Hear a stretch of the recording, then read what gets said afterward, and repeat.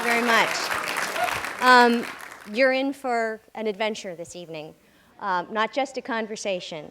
We have one of my all-time favorite entertainers in all of the world here tonight. I got to tell you, my life is marked by certain things. There are certain songs that bring back a specific time in my life, certain films that bring back a specific time in my life. And there are many examples where there were performances or films that were done by Robin Williams that marked a significant time in my life. He doesn't know this, but when I was a little girl, we were filming Little House on the Prairie at Paramount, and I used to sneak past the security on the Mork and Mindy stage and spy on them in rehearsal. I'd never seen anything like that. My father was a stand-up comic and an acrobat and a musician and a singer and a dancer. My grandparents were in the circus, but I'd never seen anything like him. And then there was Garp. And then there was, I can remember exactly what I was doing and exactly who I was with and exactly what I was thinking at all of these times that I saw these performances. Another time, about 13 years ago, I was out to Here Pregnant with my first son, and I was at a benefit for the Actors Studio in New York, of which my then husband and I were members, and now you're going to find out why he was my then husband and not my now husband. Robin got up and did a stand-up thing, and he was brutally bashing Ronald Reagan, which I found to be extraordinarily funny. My husband, whom I didn't realize was a Republican, did not find it very funny and was so rude about it to the point where Robin actually stopped what he was doing and looked at my husband. I was mortified and said, "It'll be over in a minute, just relax." And then continued on. I am honored and I am thrilled to introduce this man to you. He is a remarkable talent, an incredible actor. I saw both of his films this year. They scared the crap out of me. Or he did, actually. It's a little too stocky for me. I am so excited that you're all going to have a chance to have this conversation with this wonderfully talented actor. He's an actor's actor. He loves acting. And I've heard him speak about it many, many times, and it is my great pleasure and my great honor and my great thrill to introduce to you Mr. Robin Williams.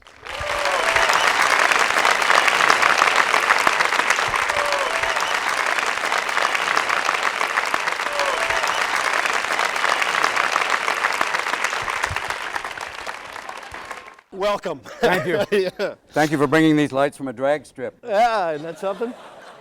Thank you. We pulled out all the stops for you tonight. Got down. Yeah. So 1 hour photo. This your performance in this is just amazing, and it's quite disturbing. You were creepy in it. Thank you. It's nice to see people come up and, thank you, that was very creepy. Yeah. Good if you're in a drama. If it's a comedy, then you get worried. That's a little bit of a problem. People, I think it was that idea of making someone so normal that it's that thing you see when you see someone and you kind of wonder what's his life like. And Right. then you find out and you go, really didn't want to know that. That's the part of it. Plus it deals with photographs and the idea of someone having access to your personal photographs and fantasizing about them. And I don't think this, the mic is working, good. Sorry, I start to hear, I hear voices a lot. Well. That helped the character too. No, it didn't. Shut up, man. It's not working. Oh, fine, my beautiful mind. Shut up! Schizophrenics don't see things! Okay. Get off. Don't you start. Oh, Lord. Hard enough. Not really, but thank you.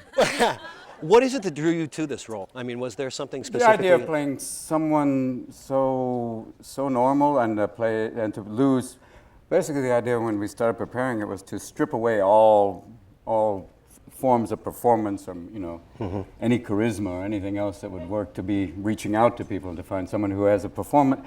In a way, he has a character that he does when he's in the photomat. He's, hi, how are you? Nice to see you. It's almost like a mask. That thing where you check your smile in the mirror, that's the beginning.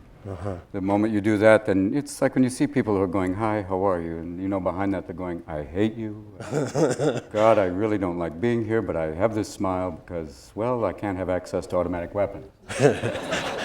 But that is, you know, the beginning of the hair, the idea of, you know, admitting that you have no hair, and thinning it out more, making it blonde, and making the whole thing kind of blend in with the background of that mall. Right. It's to a point where one day I was walking through the store and someone said I disappeared, and I went, that's the object. And that helps. Yeah. What kind of preparation did you do for this role? I mean, I went to, I applied for a job at a photomat and was refused. I actually went to train with this lady. There was an AGVA lab over in the valley, big AGVA lab where they train photo lab technicians. Right. And I had a special personal session. Wow. She worked with me for a week, and we was, with the machines and, you know, working with all the chemicals, which for me was lovely. A lot of people don't know that there's some pretty nice smell. And, oh, thank you. That helped to just get into the kind of the compulsive aspect of it, of, you know, that he really does believe that he is making the finest quality prints possible. You know, that he, and the woman who was teaching me really has a great sense of pride in turning out great prints because they're people's memories. And in that sense, yeah, that helped too, to meet her and have her kind of will about that. Right. What about just the sort of quiet desperation that this guy was feeling? Well, being an only child, that helped. That I think but that just, you know, you have that aspect of finding someone who, later on you realize his own childhood was so hideous that he's built kind of another life, you know, from the ground up. And being near photographs, and by fixating on someone else's photographs, he's allowed to kind of reconstruct his memories on someone else's memories, kind of overlay that. That's why that wall is for him like a great kind of a past for him, and he can have that and go, this is my family. Right. Because his own family did hideous things. Right. And for him, that's really important. And that is a chronological history of their relationship from having a baby, from kind of being together early on, having a baby, and then you get to have a family secondhand. And for him, it's firsthand.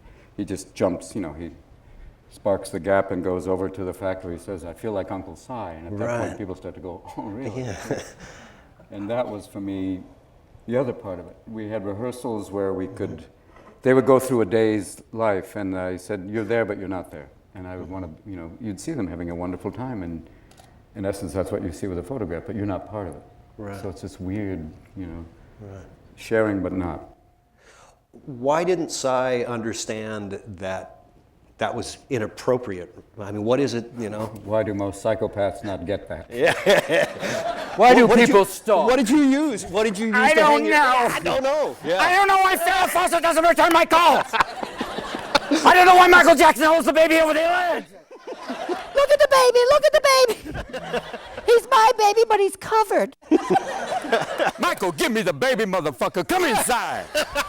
Put the baby down. Put your nose back on. Why he didn't see it as inappropriate? Because I think it is that it's almost like a post-traumatic stress where you blank out that, and then suddenly this is your reality. And since he doesn't have anybody else to call him on it, you know, he's living alone. I think only the hamster's going.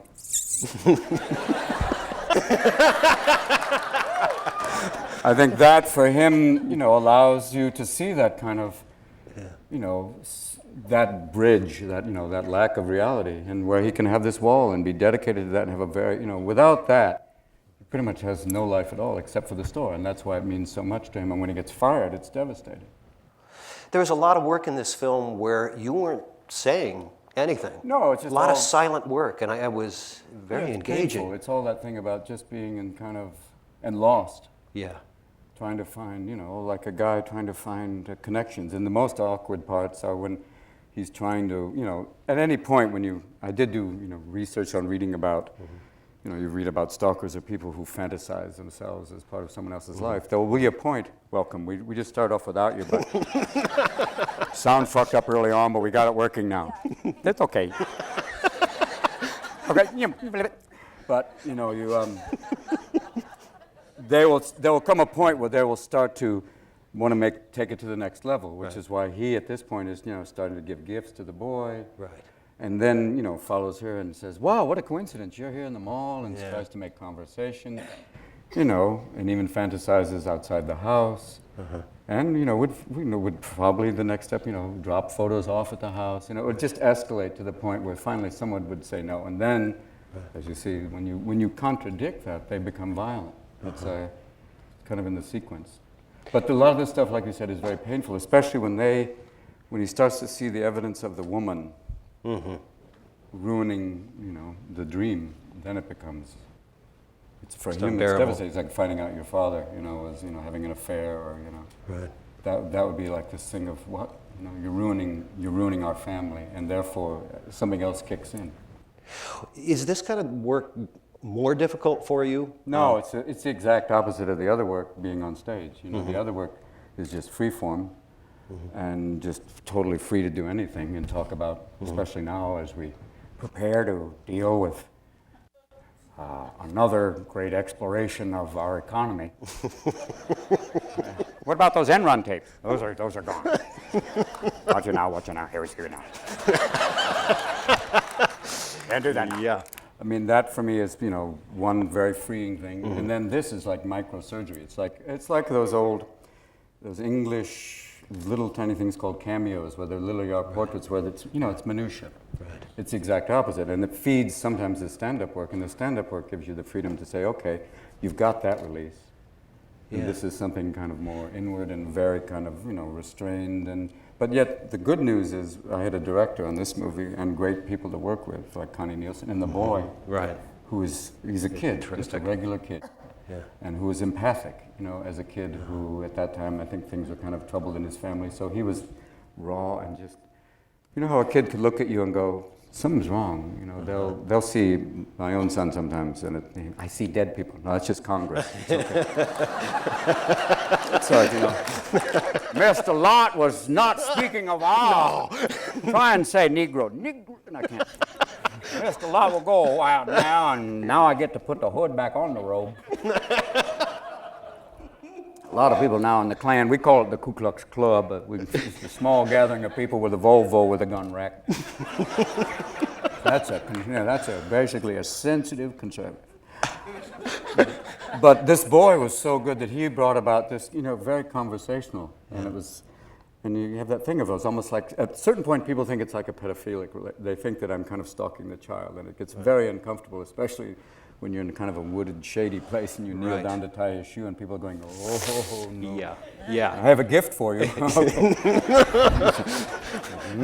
But then it's more that he really does, it's much broader than that. And it had helped to have all these awkwardness with the people that are, so natural with me and have a life of their own, which is great. Right. You mentioned a moment ago that this work feeds the other work. That fascinates me. In what ways? It feeds just the sense of detail, when you can look at, when you're doing a character like this, which is so kind of confined, that you bring that back, and when you can do other characters, as we just did now, where you find yourself, the other day I'd taken some Viagra, and I found I was able to fish without my pole. Sure, they nibble and it's uncomfortable. But you find yourself, when you get a bite, you really get a bite. And it's so much better than trying and laying down on the water is difficult. But as long as you have enough bacon bits, there's some fun. I don't know if that relates to detail, but as you can create a character that is difficult, and as a man in the South would say, Trent Lott was misunderstood. At the time, he was speaking of the economic policies of Mr. Strong, who is basically, I don't know why he's still alive. I mean, that man had been dead, but no one has bothered to actually tell him. I mean, I walk near him and there's a smell, even flies are going, I don't know where to go. And he considers tobacco to be a school vegetable. Yeah. And kids are smoking, going, Strom says it's lettuce. And many people wonder why. And the man on a morning is available. And the fact that I get a rebate for every tobacco. It helps. Yeah. It just gives you little things. I mean, the stuff that you notice. You know, even talking about the W, you see, you start to look at him, and besides the fact that when he speaks, he looks like he's in a witness protection program. I now know that my lawyer said that I can talk. You know, it just feels like at any moment he's going, "Don't you to see what? I didn't mean to whack that guy. It's happened, you know, I don't know what happened to a lot of the people. I should be in Oklahoma right now, but instead I'm sitting here with access to nuclear weapons. And I can't even say nuclear." I think a lot of world leaders are going, "Oh, please, who is in charge?" And there's Cheney going, I'm here.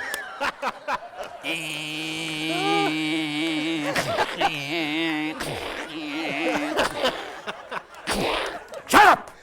I've got the football.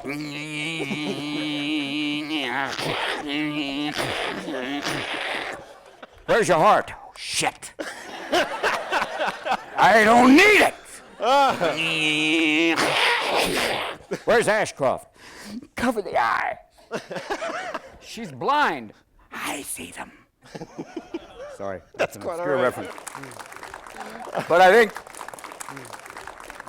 you know, the whole doing a movie like this came at the right time for me, because the chance of playing a disturbed character like this, but just to be as normal as possible. Yeah. Like I said, just to make his life so simple and so stripped of everything except the photographs. Right.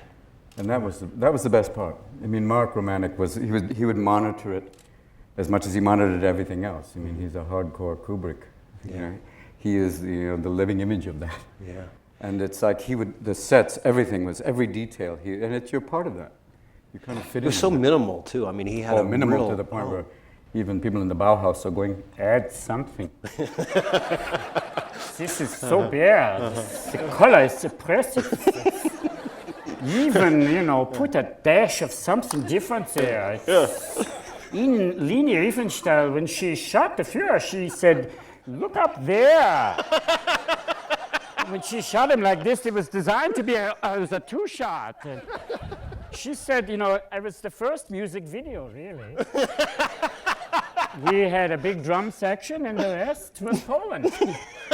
But, you know, how was the Führer? In dailies, he was great. I knew after the first dailies, he had the quality that the Kaiser never had. The Kaiser was not photogenic. Sure, Hitler's voice, but we could dub him. We could make the voice like what we did with W, is you lower the voice. And later on, what's his legacy? The Volkswagen. And everyone's still driving them. Yeah, it's good. The Schwimmenwagen could get across rivers. Yes. You, Thanks, it's been a while since I've had stage. I know, you're going, where the fuck am I? no, it's really okay. Where's my interview? I should have known. I watched James Lipton. He knew. That's right. And then, That's Robin, right. in 1984, you had chicken.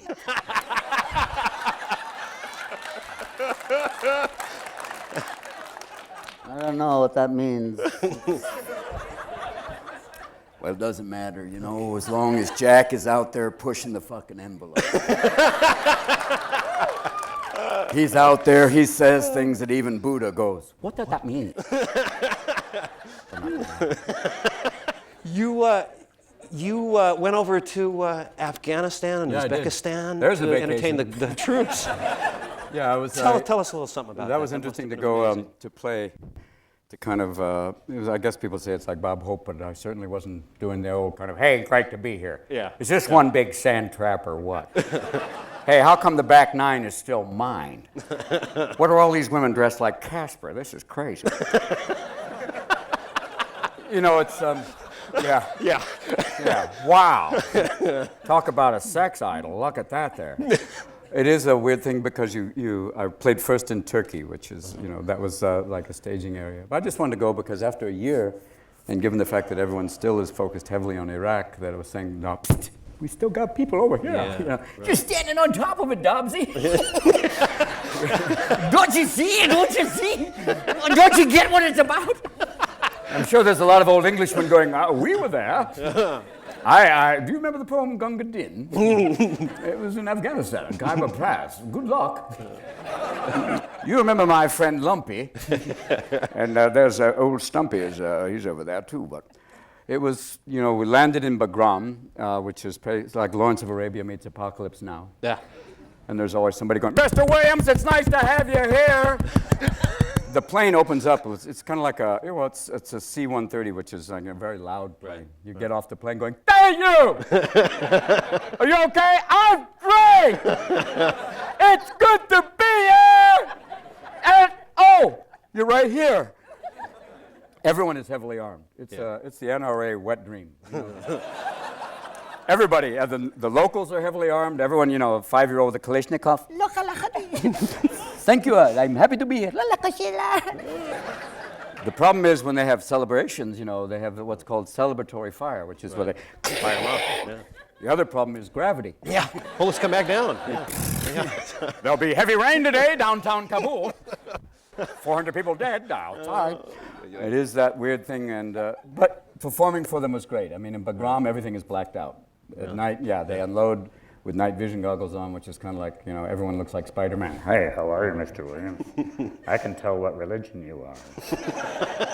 And they, the only time I could perform was in a small building, which was 200 or 300, men and women got together. I did kind of a quick show, and that was pretty fun. And then in Kandahar, which is it was an air base, but I guess things are safe there because it's lit up like Vegas. Really?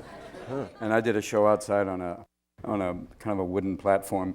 Did the same show I did on HBO, and then slamming everything, kind of going off on everything. And they were just, I think, as a friend said, just happy to have someone there that went, hey, you're not Anna Nicole Smith, but hey, I don't know if the C-130 can take her, sir. We're not qualified to get that heavy a load. Bobby! But it's, you're performing there. I saw a guy sitting on a propane tank smoking a cigarette. I went, okay. Oh, yeah. What are you in? I'm in a bomb deployment. I also clear mines. So what the fuck are they going to do to me? You meet everybody, and the amazing thing is that there's, they believe that they're, it's a volunteer army, so you're not running across people going, this sucks. So they're doing, still banning and trying to monitor the northern passes of Pakistan. Right. To keep, the Taliban from coming back. And the amazing thing, you get into Pakistan, and that's where it gets interesting. That's where the people are going, it is very nice to have you here, but are you leaving soon? Thank you for the F-16. It's time to go. We have atomic bombs. We don't know where they all are. But you see trucks. The amazing thing is they have trucks that even people in Brazil are going, oh my God, why can't you put too many colors? It's crazy. Because I have one truck, I'm going to paint the shit out of it. I don't care. Everything is just painted like it's carnival every day. Really? And, it's the same at all the bases. It was just, letting people know. And it's that old thing, human contact, just saying, hey, I just want people to know you're here. And they just want to say thanks and send the message back. They're there. And it's the same thing as in the process of letting this, let them know that, we know you're there. And at the time especially then, when it was kind of a year after September 11th, when no one was kind of going, and the other place to go is Bosnia, because there have been people there for 4 years. Right. And they still have to do the thing about, stay away and protect. It's that old thing of protect and rebuild eventually. Right. But it's, it's a long time. That place has got more holes and there's nothing to even say. It's like a guy who put in aluminum siding could make a good living. And roofs are a big deal, That's the other part of the equation. But for me, meeting people was the best part. And you actually went and had meals with them in the mess hall and that kind of stuff? Yes, sir. I had meals, MREs, meals ready to excrete. These are dried foods that basically just block your colon. I'm amazed at chemical warfare people don't come and look at your ass. Because they had a burrito that I'm sure is still there. Mr. Williams, if you eat this, do not eat it near an open flame for the safety of those nearby. We had a first sergeant eat one of them meals ready to eat and had the burrito and was by an open flame and farted and flew 8 miles. We thought it was a predator, but bullshit, it was him. We had to send the medevac out, and he was a flaming asshole for 2 days.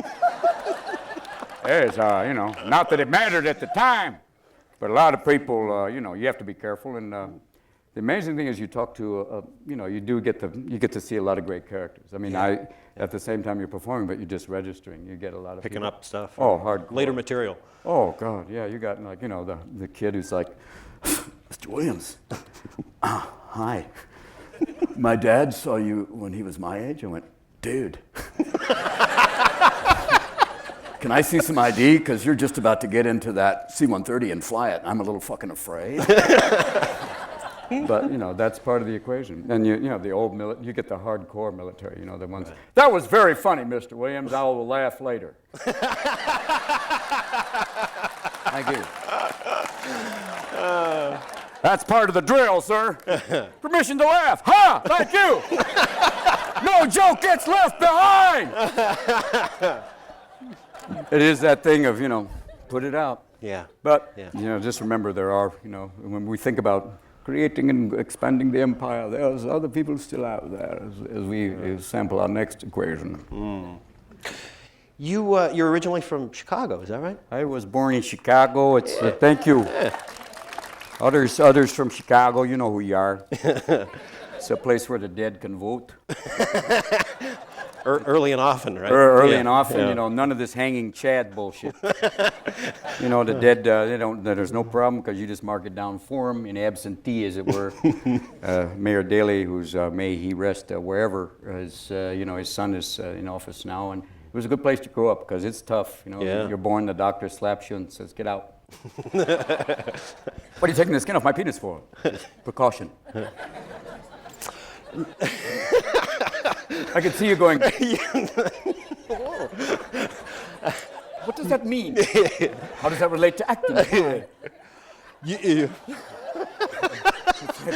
I can see a long time you're going, day 2. Dear Diary, interviewed Mr. Williams today. A bit like getting into the tub with a toaster.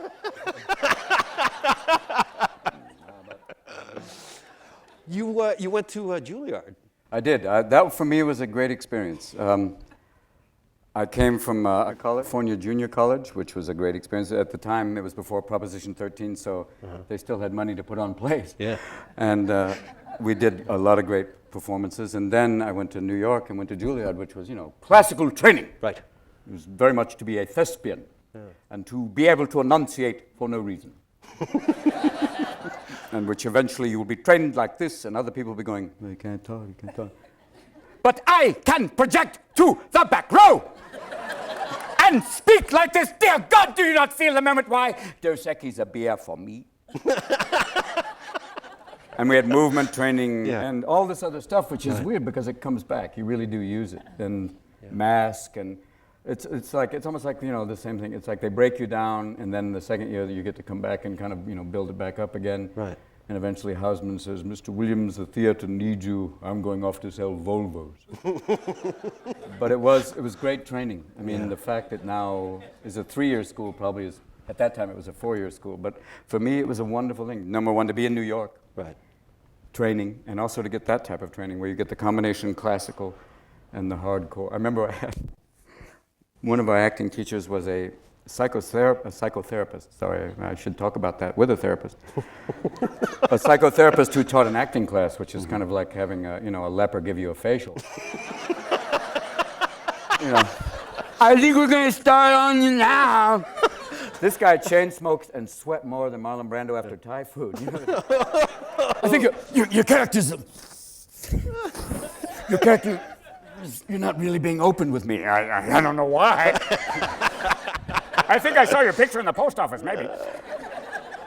But you get all these great, teachers that would kind of get you the combination of the two. Great diction, great movement, stage fighting, which is always good, especially when you're having an argument on the street with a friend, you can fake slap them.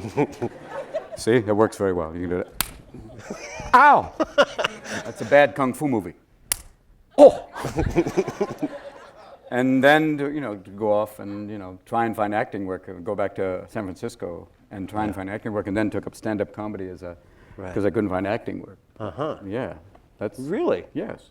Well, how about that? See, and I didn't know that. Well, now you do. Yeah. Isn't that a wonderful coincidence? Let me have another hit of caffeine now that we've gotten that far. Okay, good.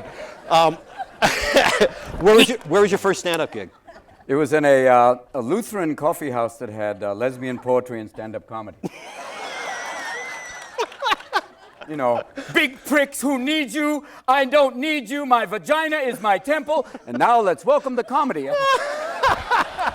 Yeah. So you may wonder why I'm certainly fixated in a way, but it was an interesting way to get going. Yeah. It certainly throws you in and says, swim now, boy. It's kind of like, that was a nice beginning. And the audiences, and then there was clubs where you'd play that were like coffee houses. Some of them were bars. Like a friend of mine was playing a bar that he was on stage and a guy shot at him, which is, that's a big heckle. Yeah, it is. Yeah, it's a bad one. Normally it's a 2-shot minimum. Get back on stage, I'm not shooting at you, he's just happy to be here. But, those clubs kind of gave me a style where I had to be quick, because if you slow it down, they bury you. They throw stuff. You get the thing where, bottles are, you're lucky if it's a bottle. But it's that idea of, starting off and just, moving quick, and also working without a mic. For me, it was great. First club I played, the mic went out, and all these stand-ups are like, what do I do? And I've been trained. Finally, I could use this shit. I never thought I'd have a chance to speak like this for no reason, and yet not knowing why. These two Jews walk into a bar. And it worked. It was like, immediately start off doing that. And that helped to kind of, and build off of that, and then start to actually make a living with it, which was the operating equation, That helped to go, hey, this is nice. And then eventually just, put on a play in San Francisco with a friend, Harold Pinter's The Lovers, which is a great play. And then, mainly do stand-up and then kind of come back to acting secondhand. Right. When did you get your Screen Actors Guild card? Whenever I got paid. Yeah. You don't remember the first job? I remember, the first job I did was a movie where I was actually cut out of the movie, and then they put me back in once Mork and Mindy became successful. Isn't that interesting? Yeah. Yeah, and that in my porno debut. No. Even my mind went, stop. Continuity! It wasn't there. It was the idea. I think Popeye was probably the first, because that was, even though I was in Malta, I have a Maltese Screen Actors Guild. MAG. Massag. I think probably Popeye was the first paying gig, unless for Mork and Mindy, but no, that's probably, that's AFTRA. No, that would have been SAG. Thank you. Yeah. The union reps are all going, don't you know? Yeah. It's, Mr. Williams, you better work this shit out. yeah. There's Teamsters outside. Shit could happen. You're not going to shoot in Canada anymore. Oh, no. Swear to God. Tell us about Mork and Mindy and how you came to get that. I got that by a fluke. It was basically Gary Marshall's son had seen Star Wars and said, why don't they have an alien on Happy Days? And Gary Marshall Which went, makes perfect sense, doesn't it? You go, yeah. I guess for an 8-year-old, it's like, why not? It's like, right. And Gary went, that'd be fun, wouldn't that be nice? Yeah, let's try it. What have we got to lose? How about that, Penny? That'd be good. I don't know either. What is that? Let's ask our father, Tony. What? And they had this open audition, and they had a bunch of comedians come in, and Richard Lewis was on the way out, I was on the way in, and he said, I don't speak Swedish. He went, that's a bad sign. And I went in and kind of, first thing off, they said, well, you're playing an alien. I said, really? And then I, did that thing where I sat on my head. And You did that in the audition? Yeah, and I guess that starts things off in an interesting way. There you go. That's the old typical thing, like, well, someone really doesn't want to work, do they? Yeah. Hey, what about this? No, but that started off, and then just kind of, and did the lines, but didn't do them. I mean, right off the bat, I went, well, I can play. Can I play a little with this? And they went, oh, if you must. And that happened when we did the show, and then eventually, I guess the show was on one time, and then was later on. The only reason that they made a series was that they had some sort of contract bind with Paramount, some sort of indentured slavery clause. They say you gotta go work for the mouse now. You better lose a finger because you're not gonna be picking up a check. But it's that idea of, they had this deal, so we didn't have to go through the pilot thing, and they basically, it was like a mail order bride. They had Pam, and they superimposed her of my episode on Mork and Mindy, and she had a series where she played a nun. So it's basically the alien and the nun. It could have been Gandhi and Mindy. They didn't care. The Pope and Mindy this fall.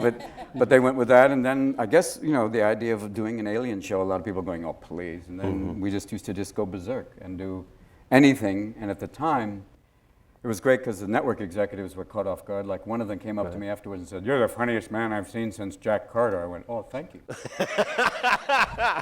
Wow. I'm in. Just like like an agent once called me after seeing the dailies on Popeye and said, "Could you open your other eye?" I went, "Nope." It'd be great if you can open he doesn't have another eye. Yeah. But it was off and running, That's when you get the suits, giving the notes. Yeah, It's like right. the network's notes to Shakespeare about Hamlet. Who is this character Yorick? Why does the uncle have to be so negative? Can't we lighten him up and be, to be or not? Can we not just, all these, turned up this angst. Couldn't he sing one time? Oh, what a piece of work. No, but, that was a kind of an interesting training because the first couple of years were fun. And it was in Tower Records tonight, and a kid came up. He's like in his maybe 20s, maybe severely medicated, I don't know. But he came and said, "Oh, dude, that episode of Mork and Mindy where you were the three, and I said, they were Playboy bunnies. He went, "Yeah, that was my first real encounter with sex." And that was also the end of the series. Yeah, well. Because a lot of parents went, "Okay, children, let's go to bed now." Yeah. Because it was, that's when they were trying to get ratings, and putting Raquel Welch on with Playboy bunnies. The innocence of the show was pretty much, gone. Did you get a sense that was the wrong way for it to be going at the time? Mork and Mindy. Yeah. Yeah. Waka waka, they start to put the porno soundtrack. Ooh, waka waka waka. Yo, Mindy, I am the plumber. I have come here. You know what you want. I will glaze you like a Danish. But it's that, then you knew things were, and then it's downhill, and then when it's over, you don't hear about it. They don't come to you and say, "God, I'm sorry, it's not working out." Right. You read about it in the trades. It's like, it's like finding your own obituary. Man found dead on freeway. But I'm still driving. Not anymore. And, you deal with it, and it's kind of my first experience with TV, and after that, it was like, okay, just go off and do films. And it's been great because I've been able to work with, great directors and, wonderful, strange projects. For me, that's why 1 Hour Photo, it's Mark's, I found out later, second film. At first, this is the first major film for him. And you work with people that good, and with a project like this, you say, why not take the chance? People say, it's such a risk. I went, yeah. After Bicentennial Man, you're talking to me? What's the risk?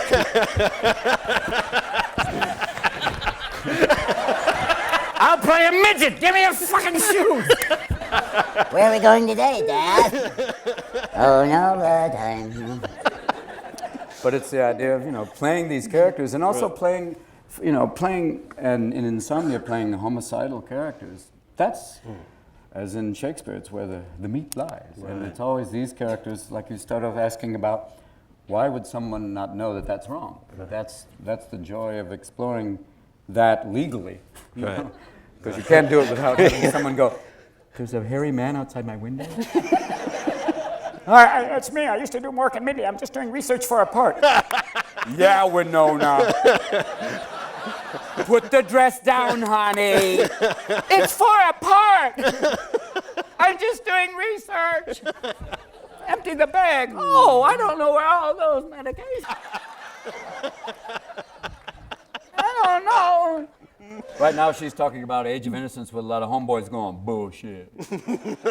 You ever do Daniel Day-Lewis? Because I'd fuck him. Sorry, that's the point where everyone in the room went, Jesus.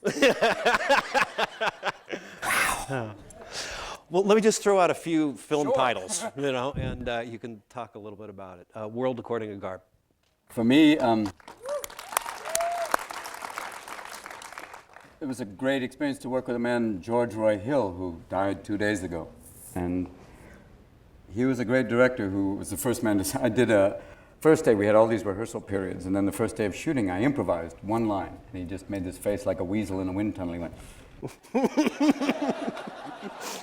And I went, I guess that's bad. He went, don't ever do that again. I went, yes, sir? And what he taught me was just that total concentration. He said, just work with what you have, and you've rehearsed it, you know what to do, and concentrate on that. You don't need to keep it's a bit like tits on a bull. You don't need to embellish it. He didn't say that, but I said it for him. Yeah. And he was great because he would, we had such, once again, it's a director working with, John Irving, and you have people like Glenn Close, John Lithgow.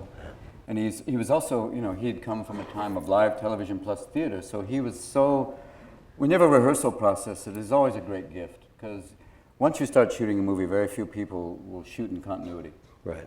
So you can really work with the idea of, working and getting a sense of where it's all going, and still have room to, find things that day, but still really get a sense of how you're going to work with other people, and don't come into a blind going, okay, people.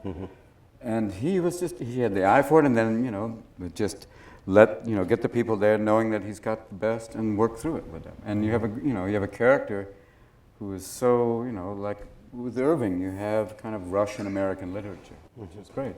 It's always interesting to have that type of base. Yeah. Was that role offered to you, or did you have to audition for it? I think came down to a dance-off. You and who else? I think it was offered. I'm not sure. Sometimes you find out later on that it was two other people. Yeah. It was Eddie Murphy then me. But you really do find that this comes to you like third hand. I'm going, I don't care. I'm just glad I got it. And I think it was I met with him, and then they said, yeah, let's try this. I went, I'm in. Yeah. And the chance of working with him, it really was like all the time. Like I put that in the same category as working with Peter Weir, where it's a learning experience. It's that thing where you get these people who are teachers, and George, I think in a weird way, I think he had been a teacher. He was also like Altman. He was a World War II veteran. For me, in the last few years, I think it's great that they're trying to get some of these guys to talk and share their verbal history. Right. I was hanging out with Rod Steiger before he died. And it's like you start to hear these incredible stories about their lives, the stuff that they went through, besides acting, which they're great, but it was like what they brought to it was this kind of passion brought to them by these really incredibly, sometimes brutal lives. And you meet these guys, and yet they're hysterically funny, but also just, like Steiger had been on a destroyer in World War II, Walter Matthau was in the Battle of the Bulge, Robert Altman had been a fighter pilot, so when they claim he's not patriotic, I just want to go, fuck you. George Roy Hill had been a fighter pilot in Europe, and Altman had been a fighter pilot in Europe and the Pacific, and you just meet these guys, and they have such a, they have just a great sense of self-dignity, and that was a wonderful thing just to be around and learn from that, and learn from their love of what they do. That, if that comes down to why, she said about acting, it is that thing, you do get a chance to come in contact with extraordinary people, like Awakenings. I got to meet Oliver Sacks. And work with De Niro, which is pretty good. It's good. You're good, you. That's good. I'm just gonna. That's good, isn't it? But you also get to meet Oliver Sacks, and deal with. And he turned me on to this kind of whole idea of neurology and psychology and that type of preparation. Right. And he would bring people to the set, like hardcore Parkinsonian patients, who would be like this, and then all of a sudden grab something, and then as soon as they got it, go, and then, because they're overcoming their tremors by their own physical concentration. And then they sometimes would be like that. That's, they can focus that way, and the tremors would sometimes get to the point where they said, I'm actually having a tremor, but it's so minute you can't see it. And then you meet these people, and they give you such an incredible thing, like Oliver's books, where you get an idea. It's a gift, actually. You get an idea of the thought process of, it's not even like subtext. It's all text. subtext, subconscious, the idea of, functioning that way. And it really is extraordinary. And that's another part of, working on a character and to have him there, and to be doing Oliver, who's this extraordinary man who is very, I think it's sometimes, he stutters sometimes because I just think that thoughts get backed up. And he thinks of so many different things because he'll be looking and thinking about the brain, but also noticing that's planaria worm, isn't it? Not really. No. And physically built like a brick shithouse because he was a weightlifter, but yet strangely vulnerable, and all these different things add together to make an interesting character. But it got to be very uncomfortable for him and for me to do him for him. So we found a middle ground where we changed the name of the character, and then we could make it happen.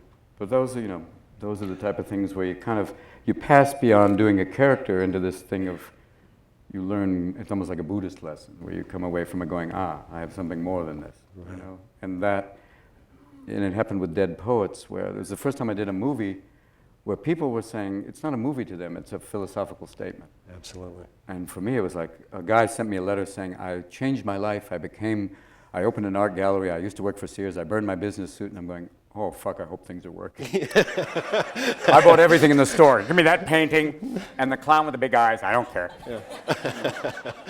But it was this thing about his passion was affected by that, and sometimes you'll make a movie that hits people on that level. It's like, whoa. How did you come to that project? Because I know, now that one I happen to know there were a lot of people that were up for that one. Oh yeah, my God, the whole world wanted it had many lives and many kind of transformations, and I think it came back, it went away, I passed on, because there was so many different, it's like sometimes you'll find a film and then they'll say, we want to change it. At one point it was going to be that Mr. Keating had cancer, and that's why he was, so much with the boys, and then Peter Weir came along and said, you don't need all of that, that's tripe, literally. And there's another great director who basically, he transforms, he plays music, he does everything to get everyone to create a mood and an atmosphere where even Teamsters are crying, and I'm going, oh, this is working. That seat on the desk, you motherfucker. God damn you. I almost fell out of the chair, you prick.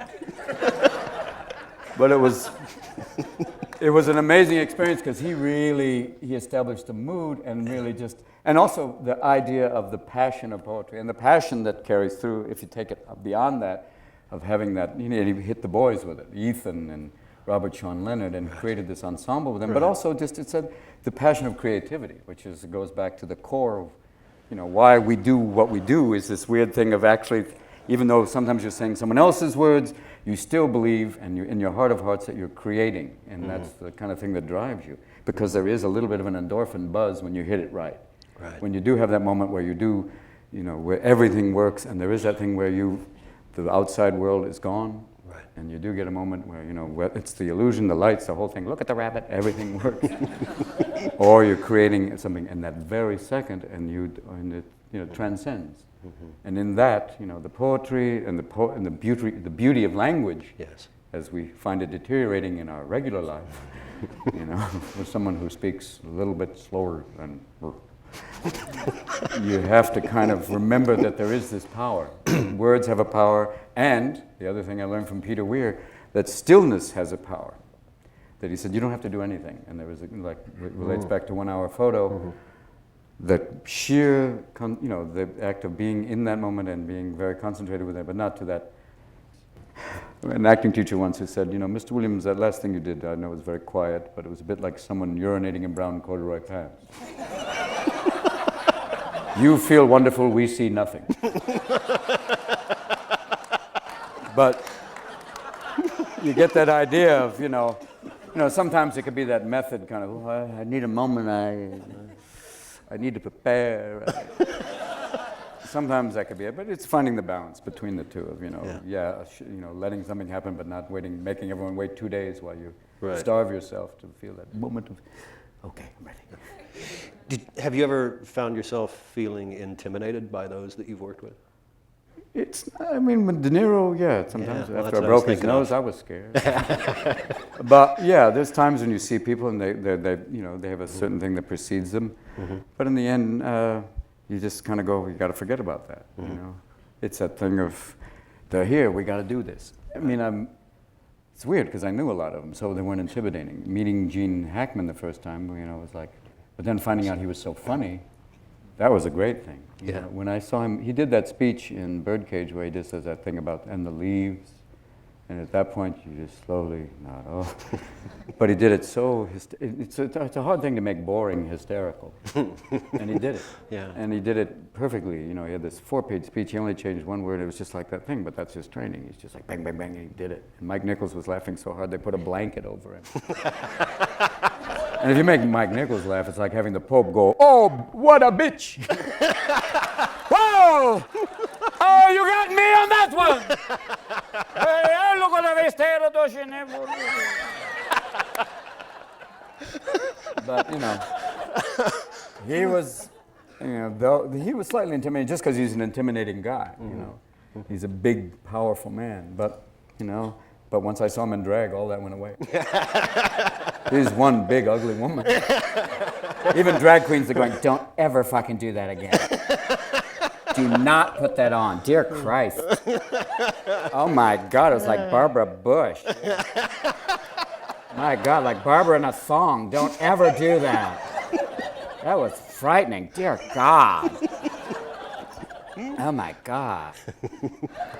But you find yourself sometimes intimidated by some directors you meet. They're kind of like, "Oh man." But that, you got to work. And you got to find a way of kind of putting it aside and, see what you can do.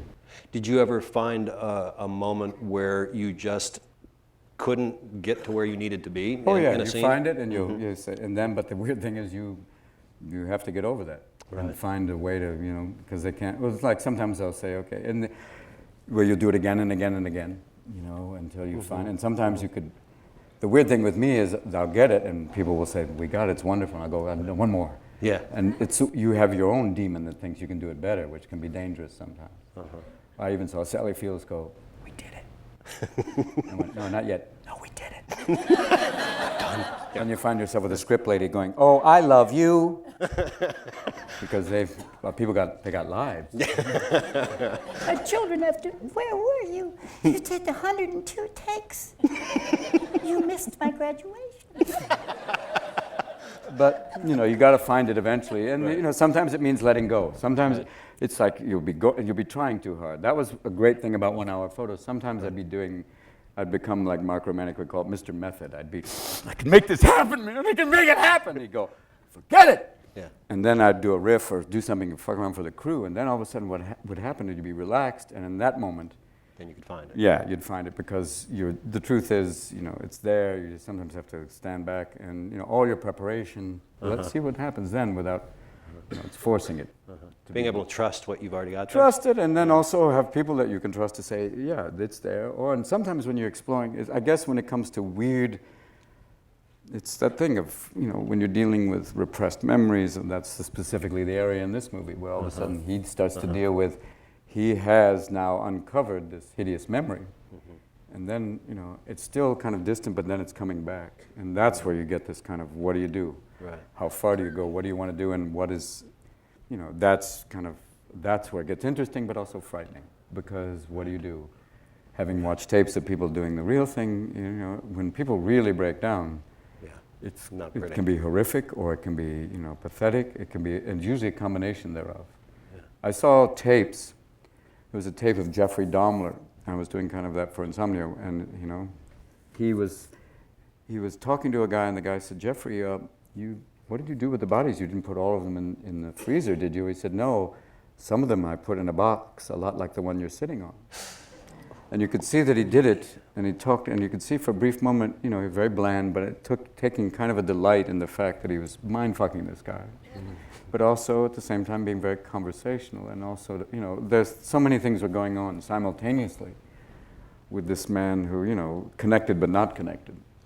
And, in that you see, behavioral stuff. That's why documentaries and any chance you could watch, or see and observe things, besides, the kind of exploitation news, when you see people talking and, there's a lot to go on. And just, sometimes being the fly on the wall or just seeing conversations or watching human behavior, that stuff is amazing, Dignity and, sometimes cruelty. All of those things are applicable now.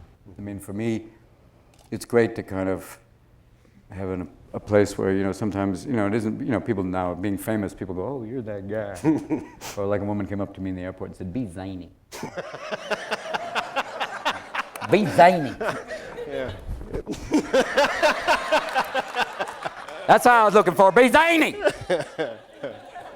Jesus, we got all these people over here. I'm sorry, we forgot you.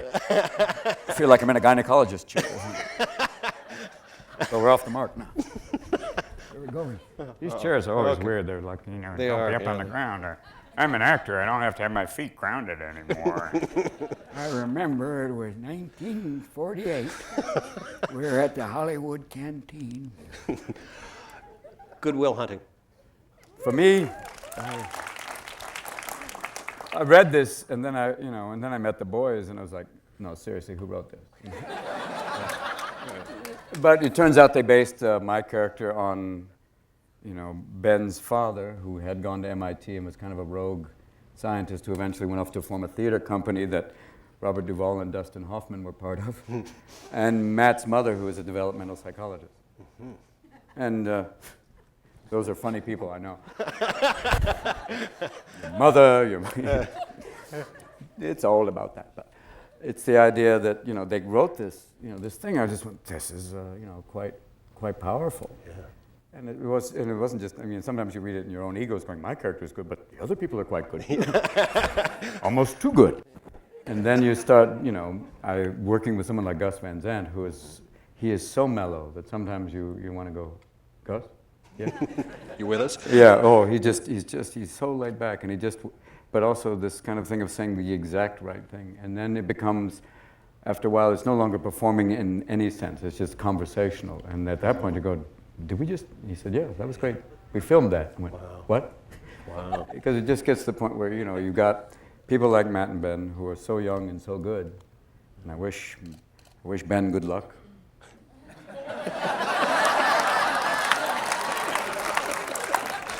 Because right now it's going to be like bull riding. He stays on for, you know, it's beyond 8 seconds. Yeah. Woo! I do! Woo! Last boy was on for 8 months. But, you know. I'll get my ass kicked now. That was funny. What did you say about Jennifer, man? Did you fuck up? Did you? J-Lo, man. Listen, How, if at all, did your life change after winning an Academy Award? Didn't change at all. It was like it had a half-life. The first day, everyone's like, "Woo!" You know, guys in the garbage truck. Woo! A week later, it's like, "Woo!" 2 months later, did you? And then 6 months later, Mork. Yeah. Ooh. Wow. You know, it's a great honor. It's a really wild night. I mean, I've, you know, been there. Oh, Yep. there's a message. Yeah. Go see what that says. 5 minutes.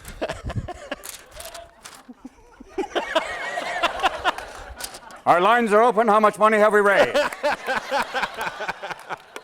Thank you. I'm sorry. I couldn't read. It was like, someone comes from the side.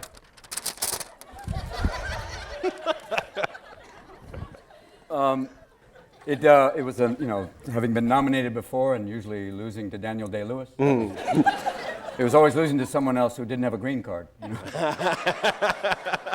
You watched about a SAG card. It's like, he's not even from here! It's bullshit!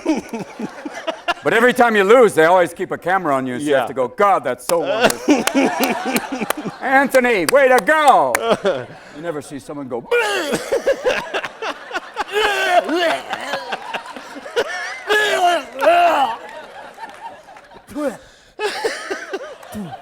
The place where it gets fun is the Golden Globes, because that's just like, number one, it's an open bar.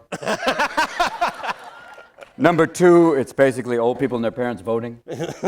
And it's pretty wild, and it's just a wild night, you know. Yeah.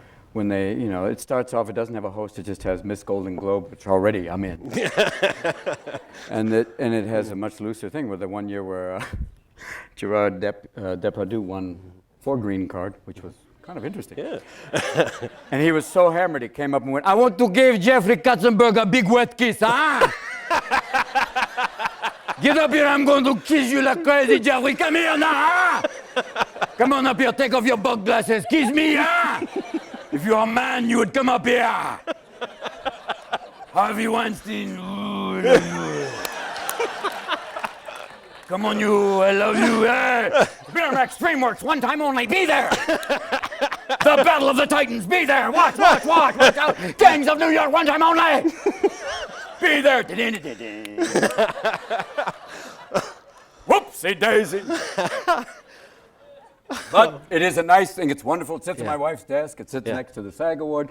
That's actually a prettier award. You like that one better? It's nicer, just bigger. Good. It's got the mask. Yeah. It's got the mask. You can change it. But, you know, they're nice. They're nice to have there. And, you know, they hold the letters. They're like, Hey, this is kind of humiliating. but it was a wonderful thing. And does it affect it? I mean, like I said, for a little bit, people are like, and then you got to go back and keep working. Keep working. Right. Yeah, and find projects and go out and keep pushing the envelope as the people I admire, you know. And it's a thing of seeing people do interesting character, interesting work, and just keep trying to push the parameters so you don't get confined. On that note, I mean, what kinds of practical advice can we offer to this group out here, if there's anything? Kevlar. Practical advice. I think it is just have, if you can still, I know it's, I mean, it's insane because sometimes it's so daunting. And you just got, you know, you get, whether it's you get hammered by reviews or whether it's just the idea of even, you know, the lack of work or when, is to find that things that still, the joy, if you still have the joy, I mean, for me, it's still a joy to do. I mean, and it's still, I still have access to, even like here, a crowd. But finding that access is really important, and that's the, you know, where you can still keep doing, number one, what you do, and still find the love of it. Because if not, it's if, I meet a lot of kids who would say, like, I want to be an actor, and said, and your reasons are, I'm going to be famous. Good luck. The idea is, you know, if you have the passion for it, the chances are you will find it. It will be there because it's that, you know, you have, and I know a lot of people who have the passion say, I've had passion for 25 years. And I've had one part. Okay. What do you say that? Do you say, but I have met people who've done that and still said, fuck it, I still love doing it. And it is that, you know, it is, you know, we've chosen a kind of bizarre profession that for a long time we were considered to be in the same thing. You know, there used to be these signs that said, no pickpockets, prostitutes, or actors. Then you realize, I'm all of the above. I'll take your money, fuck you, and act. That's kind of like, and there's kids in the front. Hi, how are you? We learned some things tonight, didn't we? This is sure different than Brittany. But I think, you know, that's, I mean, advice on other levels is to find, you know, have a support group of friends and some honest opinion nearby other than your own, because sometimes you need someone to say, just someone to bounce it off of, you know, to say, what do you think of this? And someone you can trust, and that's an important thing. Just have another opinion, because sometimes, I mean, we all have weaknesses or tendencies to go, oh, that's wonderful, and then someone will go, not really. I wish I'd listened to a lot more of those opinions. But it's, you know, it's always that thing. It's always a learning thing where, you know, you may get smacked around, but it is, like I said with those guys that I admired, you know, they all grew up tough fucking lives, but they had a, like Steiger said, he said acting is about that, you know, finding that moment of truth, or that one thing that, maybe it was Joyce who said it was, I think maybe even Hemingway, I'm trying to find the right person, and they're all going, find it, you ass. But to find that one true line, but it's to keep, you know, in this weird thing of in all this kind of pretense is to find those moments of truth, and that helps in a world where, you know, everything is working against you. As once, this is a great quote from an old guy who worked, he said, working for a studio is like trying to fuck a porcupine. Sometimes you feel like a prick against thousands. But, you know, you're up against a system that's trying to, you know, keep everything kind of, you know, to go for the optimum line, keep it banal, you know, make sure that they can hedge the bet. And the object is to push it this way and to try and find something different. And the truth is, people are going for the stuff that's different. Whether it's independent movies or mainstream movies, but it's the stuff that they didn't plan for that just suddenly went, wait a minute, this is bizarre and wonderful, and you know, it's something I've seen, but other things that I haven't seen. And you're also in the face of now with this technology that can make anything. It was kind of frightening. A director who shall remain nameless was bragging about the fact that, you know, I can change people's timing now. I went, oh, great. Ooh, yeah. Yeah, Right. it's a bit like Ray Charles at the Louvre. You know, Right. I see some interesting things, but you know, you still have to find, because there still is a power in that. Even in, for me, even when I see Lord of the Rings and see Gollum, and you see that's great technology, but part of it, what's driving it is that voice. And the actor. Go and never come back. Precious. Precious. And Peter Lorre's going, I could have done that. Thanks very much. Your commitment and your dedication to the craft has just made us laugh and made us cry. And Yeah, it's been a great. great ride. And we as I appreciate say. you being here. Thanks, boss. It's been a great night. Great. Thank you. Saludo.